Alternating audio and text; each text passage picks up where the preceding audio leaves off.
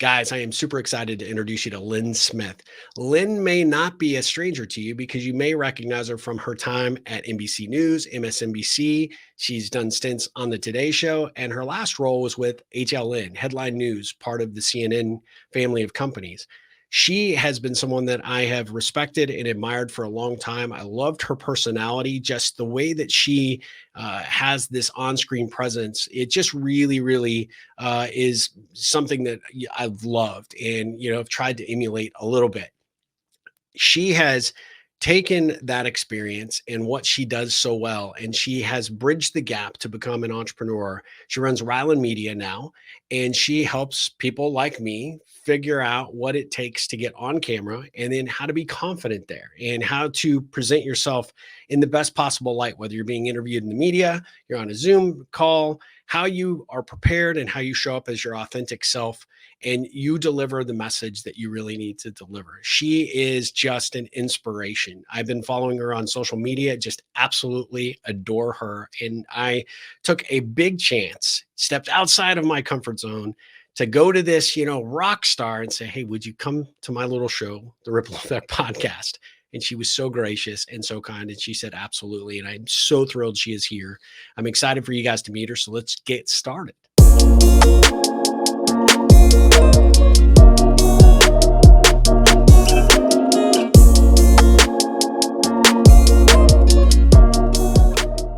Guys, I am super excited to have Lynn Smith join me for the Ripple Effect podcast today. Lynn, how are you doing? I'm doing great. It's good to be here. I'm excited. Well, I am super excited. I told you in the interview or the pre-interview that I was nervous about this because you are a rock star, and I'm like, I need to bring my A game. So I've been here since 6 o'clock just prepping for.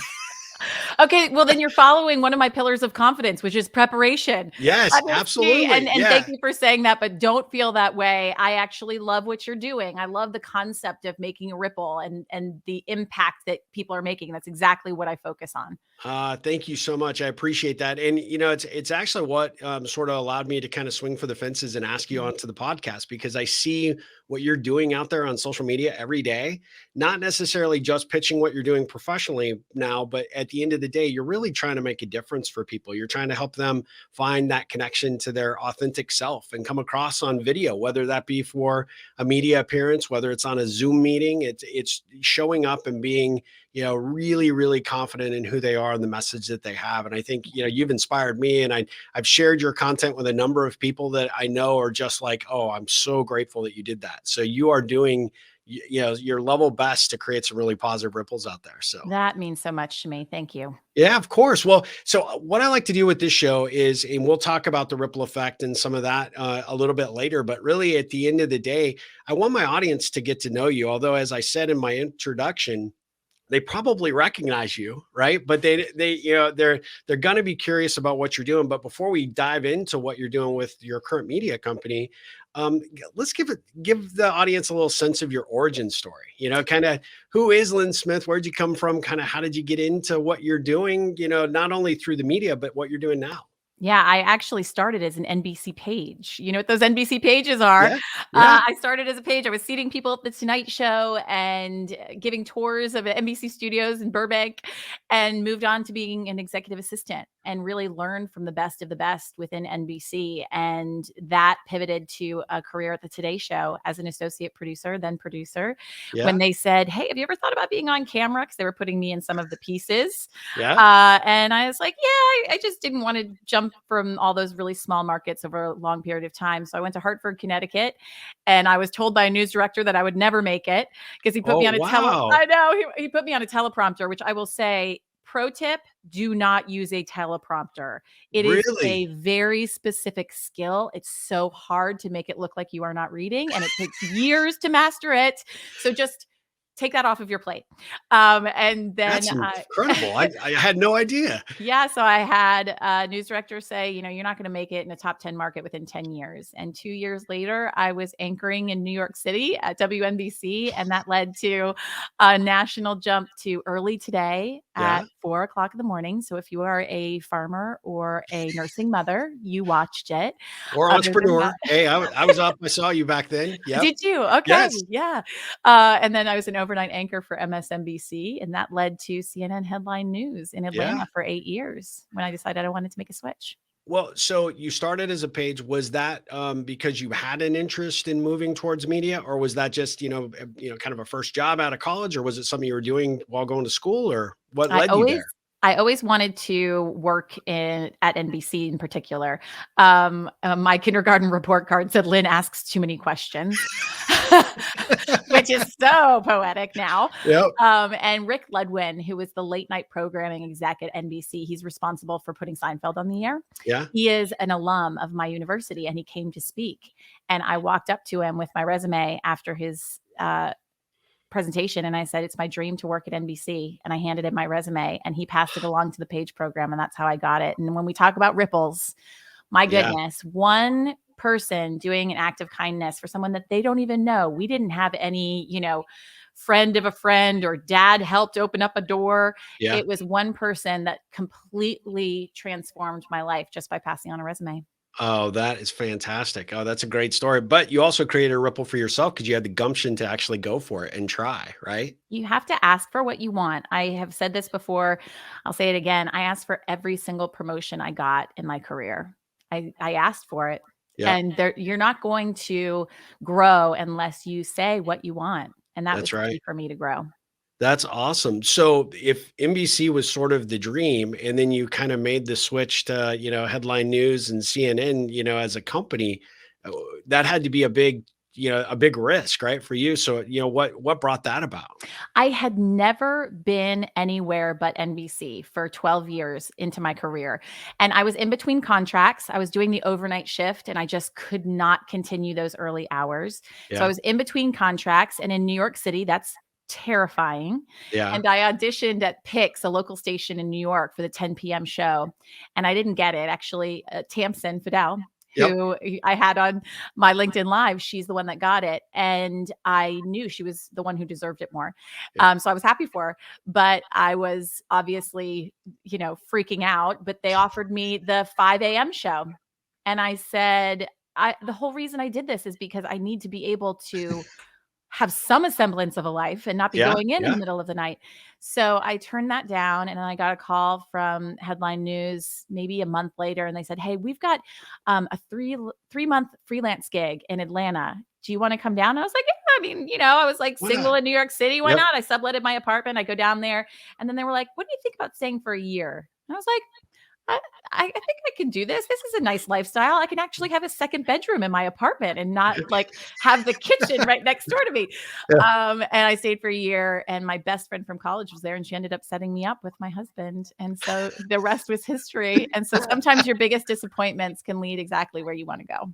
Well, I mean, just look at all the ripples there. I mean, just, That's right. I mean, that takes a lot of gumption to say, nah, I think I'm going to pass on this, right? I'm going to wait and see if something else opens up, and it does. And Yeah. it's kind of amazing when you're pretty clear about what you want out of life, or you want out of your career path. I mean, it does evolve the way that it should, right? It kind of just always works out. I talk about it as choosing yourself. When you Yes. choose yourself, and what is in line with your values and the Yep. impact that you want to make, good things happen. Yeah, absolutely. Well, not to deviate too much, but I have just absolutely totally loved the videos that you've done talking about being a working mom and dealing with, your two kids are awesome. I mean, they should have their own show. It's They're a handful. Yeah. And this is why I put it on social media, because I was like, everyone's like, "Oh my gosh, you have so together and your yeah. family's so perfect." I was like, have you met my two boys? They're like Hold on, wild let's reverse the animals. camera, right? I mean, they're the best ever. I love them so much, but it's a circus over here. And then I decided to throw a puppy into the mix, because why not? Oh yeah. I mean, why? I mean, as if life's not stressful That's enough, right. right? Yeah. Exactly. One of your videos where they were in the sink. And I I turned away literally for 2 seconds, and I look back and I'm like, "How did your uh brother get in the sink? And yeah. how did you?" And he's spraying him with like boiling hot water. I was like, "Guys, guys, You're gonna scald stop." him. Brothers. That's awesome. Well, I've totally enjoyed it, and it really, one of the things that I like, and I've actually shared this with a few entrepreneurs, is what you are doing is you're actually showing both sides of the coin, right? Because there are a lot of folks out there, as you know, that are whether they consider themselves influencers or content creators. I mean, they want to pipe up this like, hey, this is it. This is this perfect world, and the reality is, as entrepreneurs, it's rarely perfect. I also feel it's very important to share our failures and to Yes. share our disappointments and to share the things that are difficult, because those are the things that make us who we are. I Yep. share in my book, Confidence Quotient, my most embarrassing moment. And most of us would want to never have anybody know that this happened. Yeah. But having that happen to me is what led me to being a successful keynote speaker. And it Yep. was a fall on my face flat failure in a keynote. And because of that, I was able to overcome so much. And so if we aren't transparent about that, then we're not really growing, I don't feel That's like. exactly right. Well, can you share a little bit about what that failure was, and And then are sort you of what the ready? lesson was that you took away from it? Goodness, I will, because I share it in my book, and it's cringeworthy. I was asked to speak to a group of 50 C-suite women, Yeah. and I was presenting my program, which is now Unleash Your Edge. At the Yeah. time, it was Unleashing You: How to Shine on Paper, on Camera, and in the Room, which the irony is not lost on me that as I began to present, I basically, like, my mouth turned to cotton, my voice started shaking, and I was like, "What's happening? What's happening?" And I literally had to stop myself and say, "I'm so sorry, you guys. I'm failing at this. I'm so sorry." And they're Wow. like, "No, you're fine. You're fine." I was like, "That's what you say to someone when they're not doing fine." And I stopped myself Yeah. and I did what I now coach people to do, which is pivot. Yeah.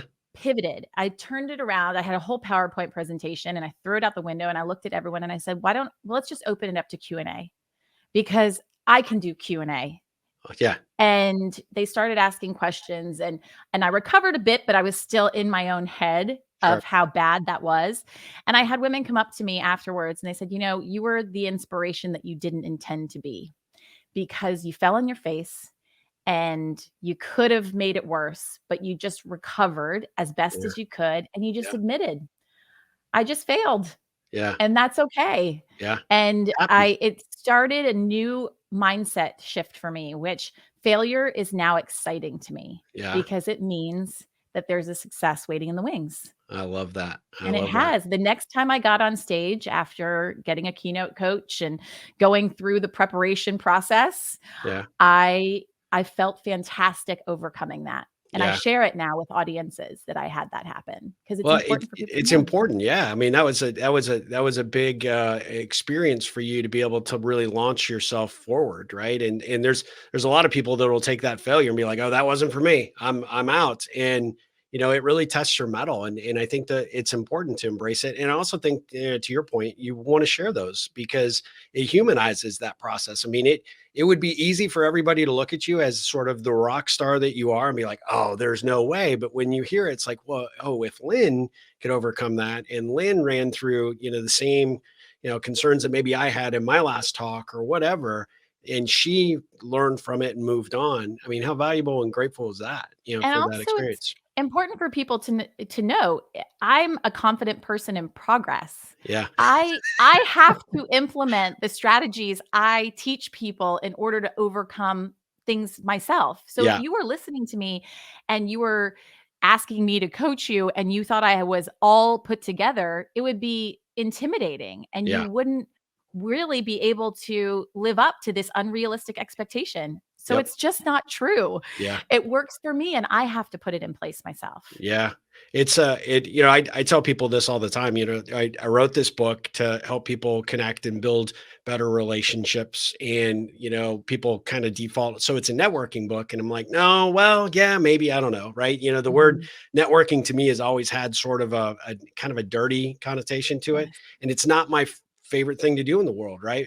Connecting with individuals, figuring out who they are at their core, connecting at a level that makes that experience memorable is really key, but it's not my natural state either, right? So I'm introverted and shy. For me to even 10 years ago, probably get on camera with you and be like, hell no, I'm not doing that.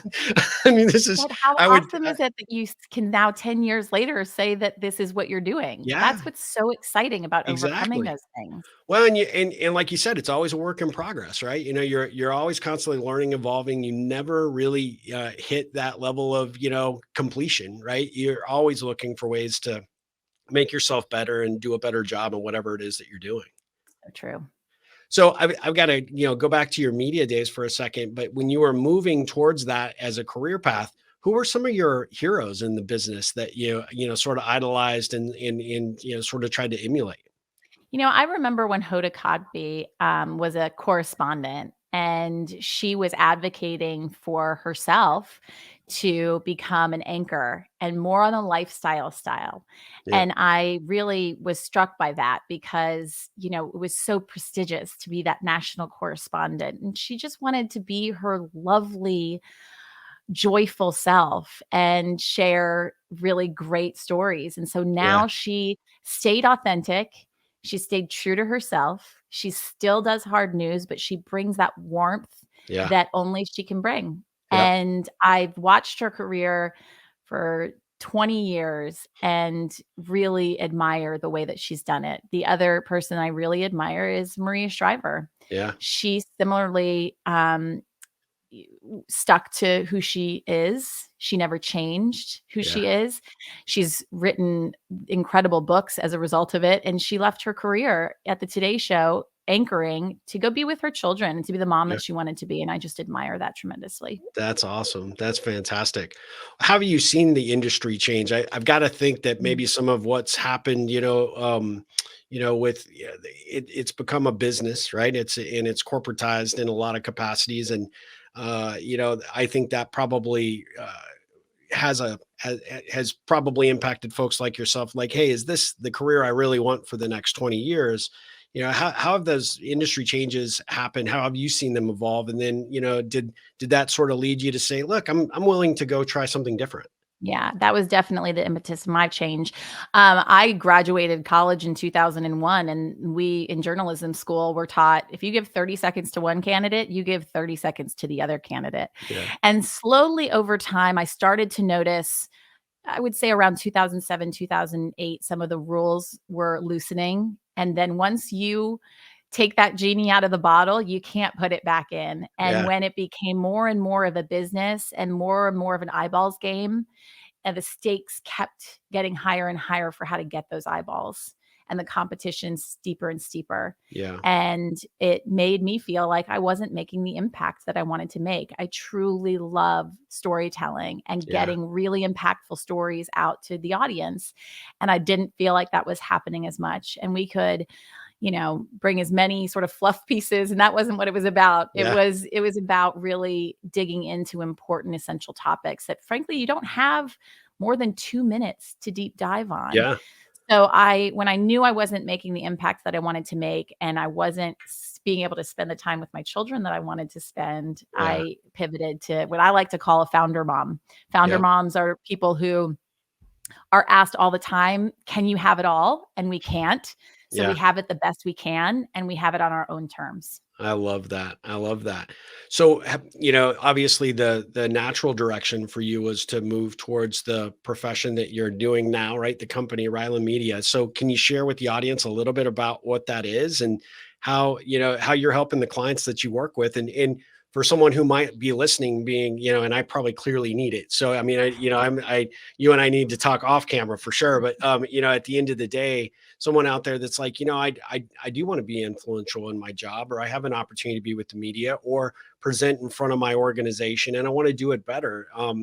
Maybe give a little insight as to how you work with those folks. Yeah. So that's the one thing that I noticed, and why I wrote Confidence Quotient was because my clients, CEOs, thought leaders, experts, all that they learned in media training, which is one of the parts of Ryland Media, we media train and then we book people on national platforms.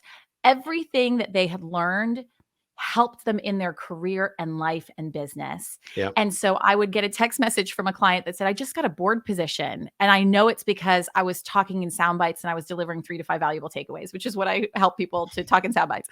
Or I had one of my clients get the Facebook Company of the Year award. And she said, it's because I did this 1.5-minute video and I knew how to do a 1.5-minute video that was really compelling. And so this isn't just media appearances. It applies to every video platform. You're now a broadcaster. Everyone is. Yeah. Whether you host a podcast or you have social content or you do a Zoom call where you have to do your quarterly earnings report to the Yeah. management team, and you've got to deliver it through the lens. And Yep. so we work with people in different capacities. We have our media training, and then we also do workshopping for confidence quotient. So we'll I go love that. in and work with employees to help them talk through the lens rather than at the lens. And then I'm a podcast host, so I get to fill my interviewing cup that I have missed about being not being on television, is just asking too many questions. And so I host a podcast for Munchkin called StrollerCoaster, which is a parenting podcast. And I love that name. I wish I could Yes. take credit for it. Yeah. It's the brilliance of Munchkin.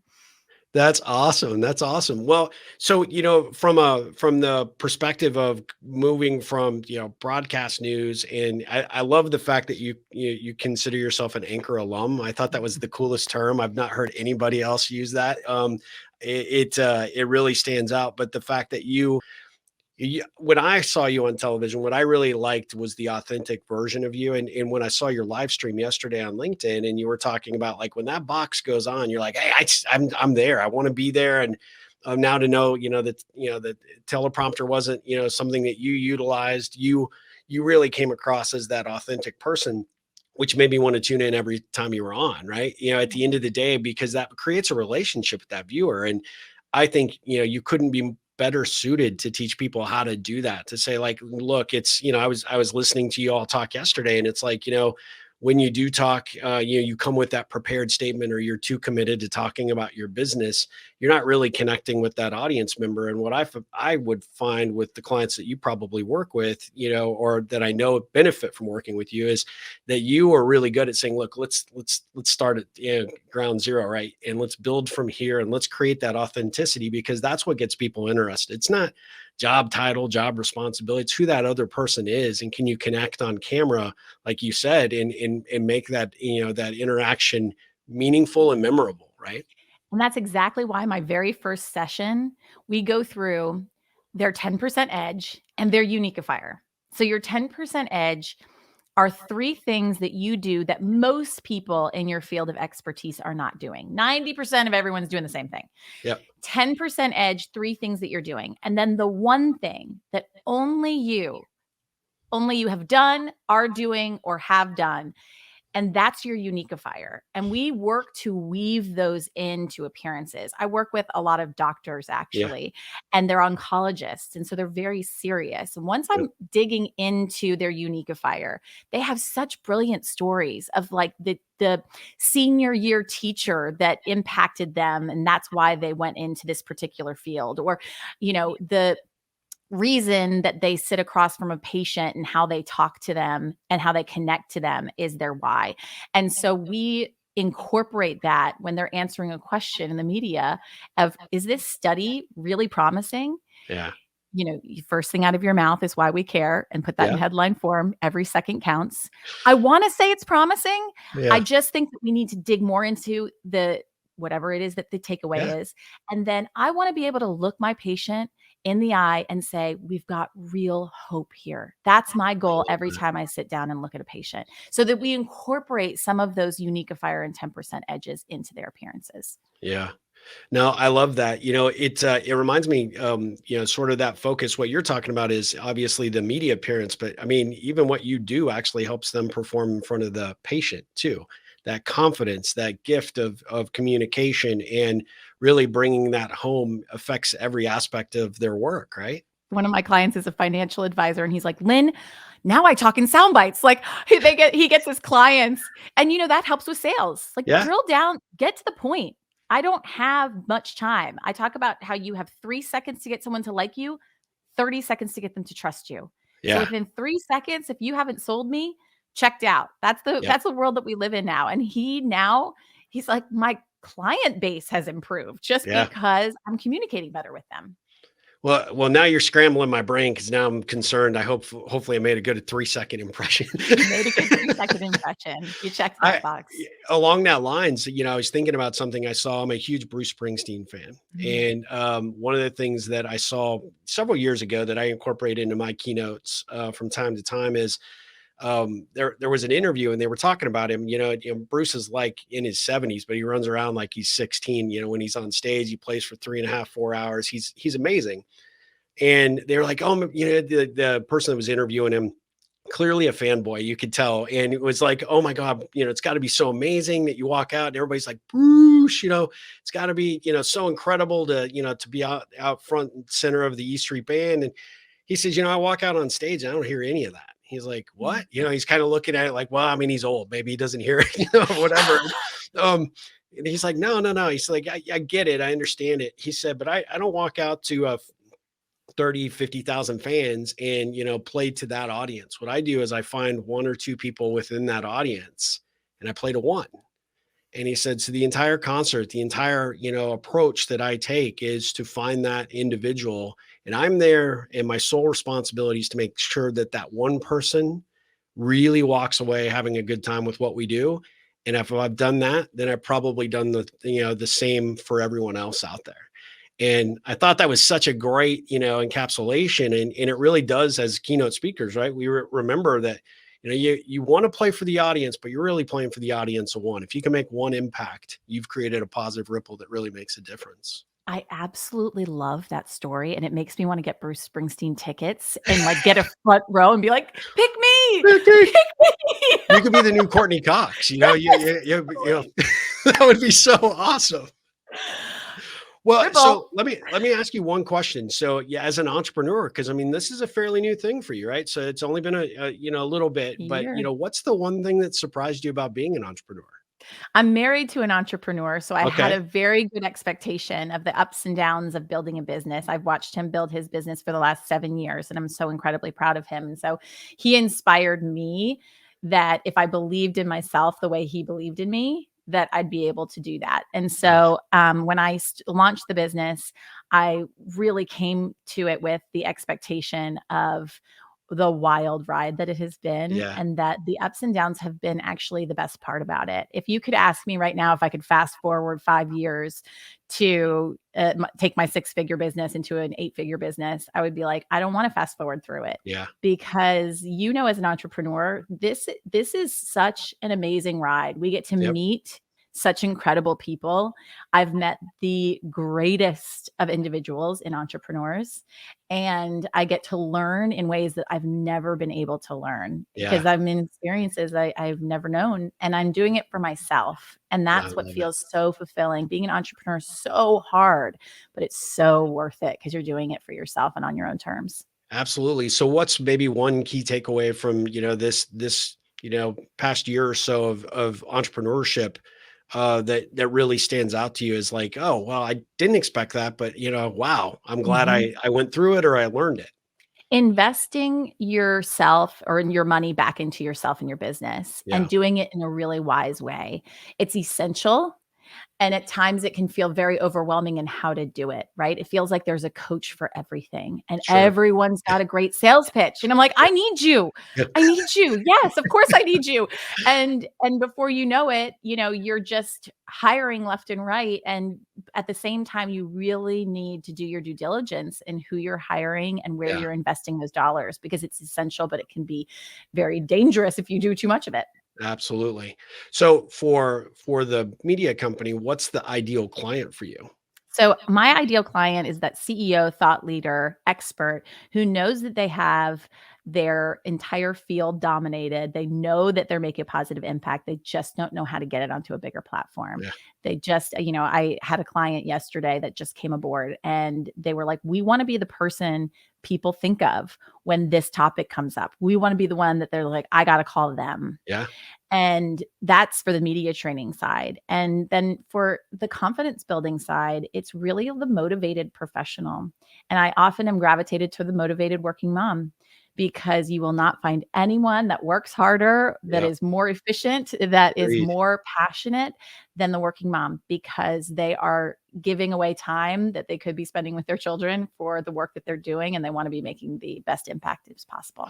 I love that. I love that. So, the approach that you take is not only working with the individuals though, but you also work with their companies and their teams as well, because I think that confidence, it's important from the leadership perspective, but as a leader, you also want your team to come across as confident, leaders within their own domains within the business. So do you maybe talk about the team experience as well? Yeah, I kind of describe it as having a part of my brain in the business because of this 15 years inside media and understanding what makes a headline, Yeah. understanding what makes a good story, understanding how to deliver it in a clear and concise way. So I'll come in on the consulting side to corporations, small and large, where I am basically an arm of marketing and PR, where they'll Mm, say, okay, we've got this great idea. Can we pick your brain on how to most effectively deliver this? Where, how?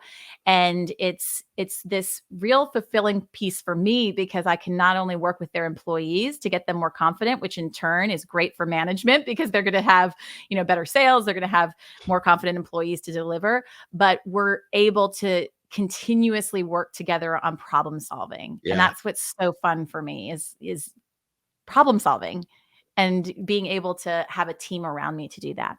I love that. So you're coming in and advising at that level. They're coming back and executing on it, and then you're saying, "Hey, what can we do to to level up that next whatever it might be, or whether it's a product launch or performance, getting the word out, building that." I think a lot of I work with a lot of startup entrepreneurs, and the some of the like you said, and I do a lot of coaching as well. In helping them sort of find their how to bring that genius to the surface, Mhm. right, at the end of the Mhm. day. But at the end of what I find is that a lot of them are taking advice and guidance. Well, isn't that what my PR people are doing? Should I go hire a PR firm? They're the ones taking care of it. And what I've at least perceived through the content you put out there is that you are the best PR person as the CEO or leader or organization manager or leader within the company. And really the best PR that you could generate is the stuff that you're generating on your own, right? In some capacity. But you have to know how to talk about it. You have to know how to be prepared for it. So could you talk about that a little bit? I can't tell you how many pitches as a news anchor I've gotten, and I use them in my trainings now that have, I would say, hundreds a day that we get that are just copy and paste Yeah. press releases that I would never. Tamsin talked about this on my Yeah, LinkedIn she Live as did. Yeah. well. We get, and right now I have 73,546 unread emails in my inbox. So my favorite game with clients is to see what it's gone up from 50,000 when I first started putting this out there. So understanding what makes a perfect pitch Yep. is essential. We have a pitch template that we work with, and it's getting a news peg. What's something that's out there that is topic that I want to talk about on news? And then what's your expertise and your insight, your 3 to 5 valuable takeaways based on your expertise that you would be able to offer on a media appearance. And I want you to think about that even when you're going to your Zoom call. 3 to Yeah. 5 takeaways. People cannot take in more. 3 is the sweet spot, but if you need to squeeze in a few more, that's fine. But do not try and over deliver. One of my Yeah. pillars of confidence is purpose. Yeah. People over deliver on what they think their purpose is. Yeah. If you're in a media appearance, a 35 to 45-second soundbite is all we need. Let's scratch the surface of this and get right to it. Just give me something really meaty. Yeah. Oh, that's really, really good. And I'm guessing, the reality is when you have sort of that copy and paste kind of approach that a lot of the PR agencies, generally are known for, you're obviously not getting that, right? You're falling into all the noise with all the other pitches and, the 73,000 emails. You have to differentiate yourself and find that way. And so that, involves having a better approach, exhibiting that confidence and that, and that expertise that you're going to bring to the table, and really, saying to, the media person is, this is what I'm going to bring to the table. Right. And this is why it's valuable. And You know, it's such a specific niche that oftentimes PR firms, they're essential. Most of my clients have PR firms yep. and they're essential to their business, but niching down to what really makes a fantastic story, not what gets good publicity. It's Right. not and PR agencies are brilliant at getting that branding out there. It's a matter of how you deliver it. Yeah. And only you can do that. Only Yeah. the CEO can do that. You can't have somebody else be the representation for your company. You can't abdicate that, Yep, unfortunately. Yeah. yep. Yeah. That's such valuable advice. What do you see as the biggest mistakes that a lot of entrepreneurs make when they are getting exposure, whether it be to media or they're out making a big speech or have an opportunity to present to any type of audience? What do you see some of the big gotchas there? The biggest mistakes I've seen, and I was warned about this, so I had to do this myself and practice this myself, is trying to do too much Yeah. and being scatterbrained in the business. And multiple streams of income are essential. I have 3 streams of income in my business. It's my media training, it's my consulting, and then it's keynoting, and then it's my podcast hosting. That's all within the same framework. It's all the same messaging. It's all the same purpose. But when I see entrepreneurs all of a sudden grab this project, then grab that one, any of the low hanging fruit, and all of a sudden it's like, but where are you niching? Who are you niching to? Who is your ideal client? And so I was warned about this. Don't take on too much. Don't try and be everything. And somebody's saying, hey, I need this. Yeah, I'll figure out how to be that way. And being able to focus on those streams of income has been really helpful for me. Oh, that's really great advice. I mean, that's that jack of all trades, master of none, right? At the end of the day. I love that. So what advice would you give someone like me who's introverted and shy and like really self-conscious about being on camera? What advice would you give to try and overcome that? Obviously, take your training and go through the program. I got that for sure. And I think you sold me for sure. But, I know there's a number of people that follow this, this podcast that sort of fall into that bucket, that they're super confident. They love what they do. However, when, the light goes on, now it's like, oh my gosh, deer in headlights kind of perspective, right? Yep. So my first thing would be a question. What is it that scares you about it? Oh, right. Don't ask me. I don't want to have to. That's no. Well, I think actually probably for a lot of people in all honesty, it's probably like not coming across sounding, authoritative or smart, right? At the end of the day.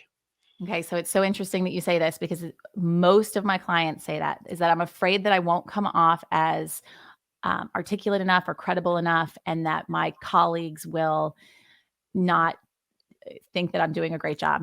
Yeah. So all of that is a voice in your head that we call the saboteur. And I had a business coach that talked me through my own saboteur and named we all have them. Yep. Exactly. It's the internal voice in your head that tells you, I'm not going to sound this way. I'm not going to do this. I'm going to screw this up. I'm going to stumble. And the mindset shift that I want you to practice with that is naming who that saboteur is. My coach had me do this, and it was like a game changer, because this will happen before keynotes, where my little saboteur, who I named Karen, will come in and be like, why do they want to hear from you? Why do they want to have you come up there and speak? And I will literally say, sit down and watch. Sit down and watch. It is a simple mindset shift. I love that. Along with, instead of, oh gosh, I've got to do this on camera. Oh no, I have to do this. It's, I get to do this. Yeah. Yes. I get to do this. And when you even just bring that energy of like, I get to do this, I get to share with others how to make a positive impact and make a ripple effect. Yeah. And when you have that excitement, it will come across genuine. You're trying to be somebody that you're not. The number one thing is there is only one you. Yeah. It's the thing in life you have zero competition in. So make sure you're just being yourself. Yeah. And it's funny, because most of my doctor clients, they think they need to sound so smart. And I'm like, you are smart. Yeah. You don't need to sound smart. We already know that. Yeah. You are smart. You got doctor in front of your name. But I want to see that smile that you just gave me. Yeah. I want to hear that the goofy laugh. That's just you.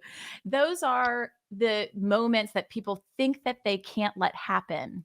But when they do, that's how they really connect on camera. I love that. Yeah. And, it kind of goes back to what we were talking about earlier, right? If you can just not try to be everything to everyone, and you can focus on the one that you want to make the difference on, that actually makes the delivery or the opportunity that you have before you a little bit easier, because now you're locked in a little bit. And then I'll share one other tip for you to try and see if it works for you. Yeah. It's called your MTP. It's your most trusted person. Okay. And this is the person that you are your most authentic self with. You are, most honest with. They're the most honest with you, and you feel the best when you're with them. And I want you to picture their face when you're looking into the camera. And like, do you see how like I'm picturing their face and you automatically smile? Yeah. And talk to your MTP. Talk to your most trusted person, I not the love that. camera lens and this black hole, but you're literally picturing their face and you're I talking love to that. them. That is so great. I mean, I'm going to do that from now on. I mean, that's Tell me if excellent it, advice. I'm telling you, I have seen a complete transformation in my clients when they've tried that one visualization technique. So I'm so Uh, curious to see how it works I for you. love that. I love that. That is fantastic. Well, so let me, I want to be respectful of your time because I know you are super in demand. And what I always like to do is incorporate a few ripple connection questions into these interviews because it just gives a little bit further insight. If you don't mind, just got a handful for you. But what's the best piece of advice you've been given and how do you use it? There are riches and niches. Find your niche and Oh, stay true to it. And don't try and reinvent yourself over and over and over again. I If you love it. really believe in it, stay true to it.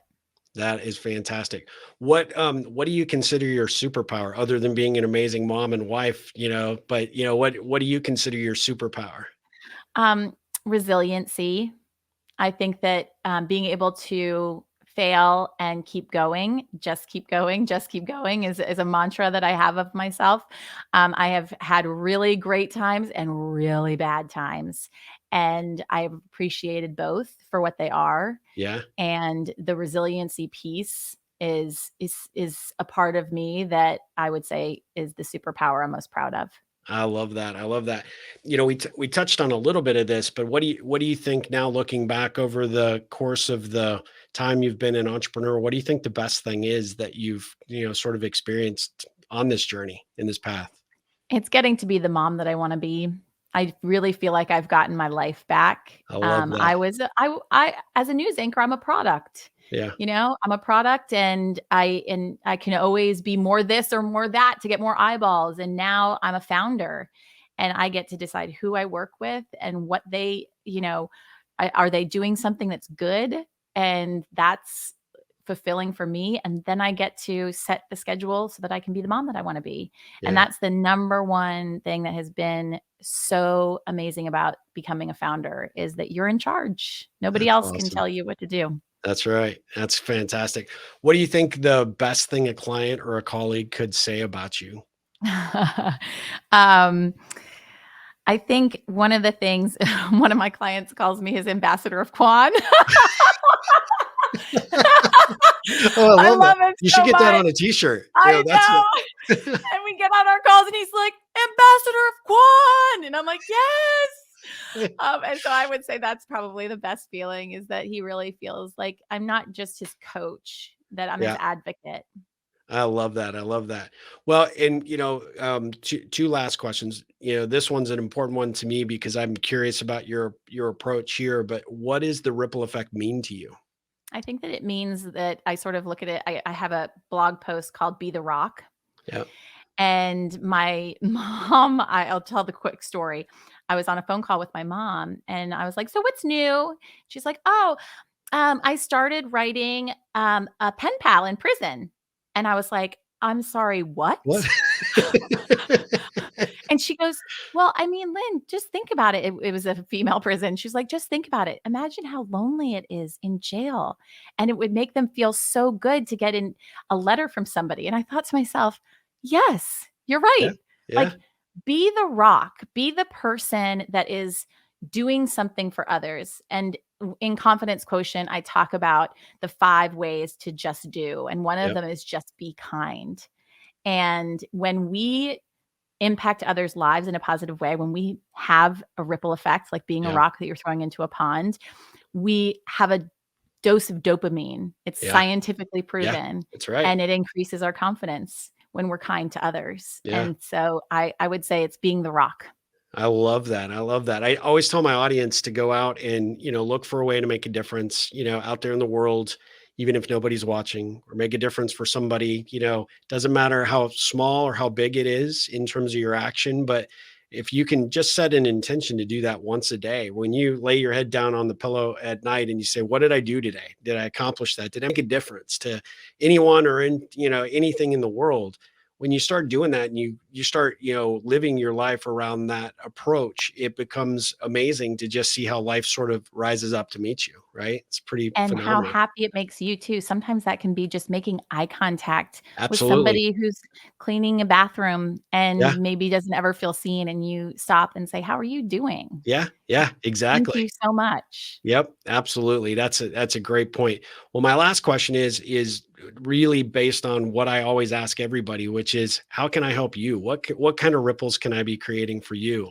Well, I think that the fact that you do this creates the ripple, and I have appreciated being on. When you reached out to me on LinkedIn, and I sort of looked into your community and into your company and what it is that you're doing, that's how I decide whether or not I want to work with somebody. And so making that positive impact and doing things that can lift others up has been what's helped me to know that I want to come on the podcast. Well, I appreciate that very much. And I hope this isn't the end because I would love to stay in contact. And like I said, I definitely want to talk to you again about the programs because I think I can benefit greatly, as will my audience for sure. But along that lines, the book, talk about how people can get a copy of the book, how they can learn more about working with you, and any of the social platforms that would be helpful for them to follow you on.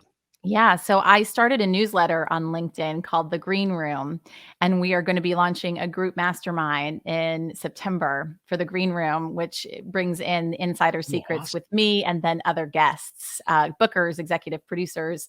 And so it takes my media training and brings in the additional expert insight. And so you can go to lynnsmithtv.com, and that's where you can apply. It's just a book a free call, and we decide whether or not it's a good fit. And then you can go to my courses, which is Crush It on TV and Crush It on Video. And then Confidence Quotient is there in courses as well. It's an ebook. I love it. Fantastic. And your social handles? And I am at Lynn Smith TV across the board. Okay, yeah, I even noticed you're putting in today's newsletter, right? Hey, did you know that I'm on TikTok and I'm putting out great, content for CEOs and executives? I am a TikTok newbie, and I wish I could say that I have tips for that, and I don't. And that's why I hired a social media person to do that for me. Just to be totally honest, we don't have to be good at everything. We No, you don't have don't. to But be good at it's everything. really interesting because my boys are 19 and about to be 23, and Aw. they're like, "Dad, why are you on TikTok?" And I'm like, "I don't know. It's like that's what everybody's doing. I'm not there to dance, I promise you." But it has been amazing how many people I have interacted with. They're like, aside from all the dancing videos and all the fun content that's out there are people there that are kind of looking for that little bit of inspiration, that little nudge in the right direction. So That's right. I followed you, so I've already watched several of your TikTok Thank videos. They're you. awesome. So Thank you so just much. like your Instagram stories. I mean, you're hilarious. I mean, if this media Is thing it doesn't work out, hilarious or a hot mess? yeah, no, I think it's hilarious for sure. I would just say if this media thing doesn't work out, you definitely need to go into stand up comedy. Did you see the one where, I have really green eyes and I'm staring into my son's eyes and he's like staring into mine and I'm thinking we're having this beautiful moment. And then he goes, "Mom, why do your eyes look like monsters?" Because monsters have green eyes. And I was like, "Oh, Thanks, here I appreciate was that. thinking I was having a good parenting moment. And you Yeah, just yeah. reminded me, yep, I'm just a monster." You definitely just need to download that, keep that for future reference, and hey, let me just Totally. remind you.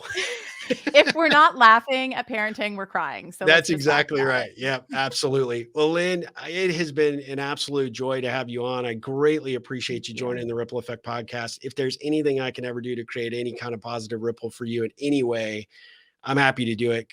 Sign me up. I'm a huge fan, and I'm just so grateful we had this time together.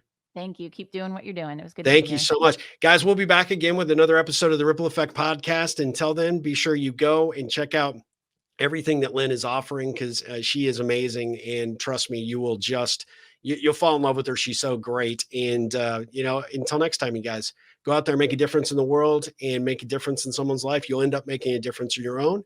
As always, ripple on.